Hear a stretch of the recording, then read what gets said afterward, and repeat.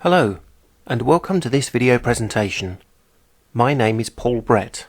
I'm a Senior Software Support Analyst supporting the Transformation Extender product from IBM. The topic for this video is the ITX wire adapter in App Connect Enterprise. Feel free to reach out to me on popular social media channels at Paul Brett IBM. In the context of this demonstration, I will show you how the wire adapter can be used in addition to output cards in a message flow. In this way, output can be split into smaller chunks for onward processing in the message flow. For this demonstration, we will be using IBM Integration Broker version 11, but the same holds true for Application Connect Enterprise 12 as well. I've got the toolkit open, and I'm going to open in my Project 1 Message Flow 2. This is a fairly simple message flow. We have an MQ input node, we have a map, and we have an MQ output node. The MQ input node is going to be reading any messages dropped into test Q1. The MQ output node will deliver the messages to the queue test Q2. In the middle, the ITX map node is going to be using the toupper.mmc map. We'll open the source code and have a quick look at that map. Open the map and switch to the Transformation Extender development perspective, and you can see the toupper map is a simple two-card affair reading a text blob and using the uppercase function on it. So let's deploy this now. Back to the integration development perspective, and I'm going to drag message flow 2 directly onto my node. It's going to automatically build a bar file and deploy that. If I switch to my MQ Explorer, you will note that there are no messages in any of the queues. However, if I refresh test Q1, you will note that there is now an open input count of 1, as there is a listener waiting to receive messages on this queue. Let's place a test message.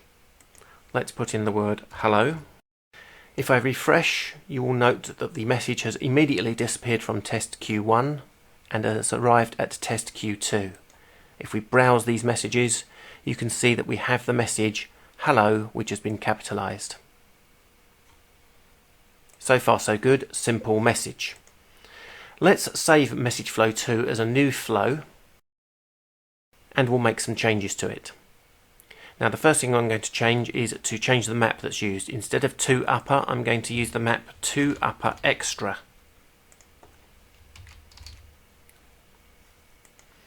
And as soon as I do that and save, you will note an extra output node has appeared. This map has more than one output card, it has two. I'm going to have to rewire the first output card to the node and save. Let's go into the source code for that map and have a quick look. Toupper extra doesn't just read a text blob, it reads some text that is separated by the vertical bar symbol. It processes those in two output cards. Output card 1 calls a functional map f underscore each item. Within f underscore each item, we are still doing just an uppercase function. Output card 2 calls f underscore each item w, and in that functional map, we are using the put function to put to the wire adapter to a wire called outWire1, and we are doing the uppercase of in1 again. Okay, so back to the flow, and we need to add a node so that we can capture that wire. So we're going to right click the ITX node and choose Add Output Terminal. The output terminal has to match exactly the one we used in the rule. So that's outWire1. So now we have three output terminals, out1, out2, and outWire1. Now we're going to create another MQ output node to receive the information from this.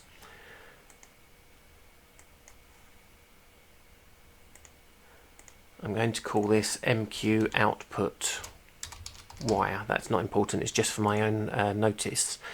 And I'm going to wire up from outWire1 to this new node, and for the properties I'm going to write to test Q3. Okay, that's my message flow built. We'll have one message going in, and coming out of this first output card it will be one message capitalized. However, dropping to the functional map, putting out to this out wire node, we will have 4 individual messages because the input has been determined to be split by the vertical pipe symbol, and we should find 4 messages on the MQ output node. Let's get that deployed. Back to my integration development perspective, we will reset the node by removing all resources, so nothing again will be deployed. We'll go back to my MQ Explorer and we will remove all messages from all queues. So we're back to a 0. There's a 0 count on test queue 1 at the moment because there is no listener. 0 in the queue depth. So let's deploy test message 3. We'll save. We'll drag test message 3 down onto default. That's built the bar and deployed it. In my MQ Explorer you can see that we have a 1 on the input count, and if we drop a test message there, ABC bar DEF bar GHI bar JKL, I'm going to put that message, and then when we refresh we should find 1 message on test queue 2 and 4 messages on test queue 3, which we do. So have a look at the messages. On test queue 2 we have the full message capitalized, A, B, C, D, E, F, G, H, I, J, K, L. And on test queue 3 we have 4 messages, A, B, C, D, E, F, G, H, I, J, K, L. Now of course we could have used the put to the MQ adapter within the map to put these messages out individually as well as we loop around the functional map.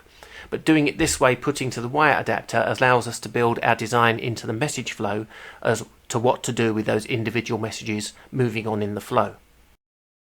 That's a summary of using the wire adapter in the ITX map when run under IBM Integration Broker or IBM App Connect Enterprise. I want to thank you for taking the time to watch my video presentation today.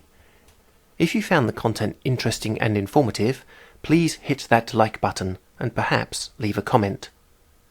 Consider subscribing to my YouTube channel as I release content such as this on a regular basis. Feel free to reach out to me on popular social media channels at Paul Brett IBM. Thank you.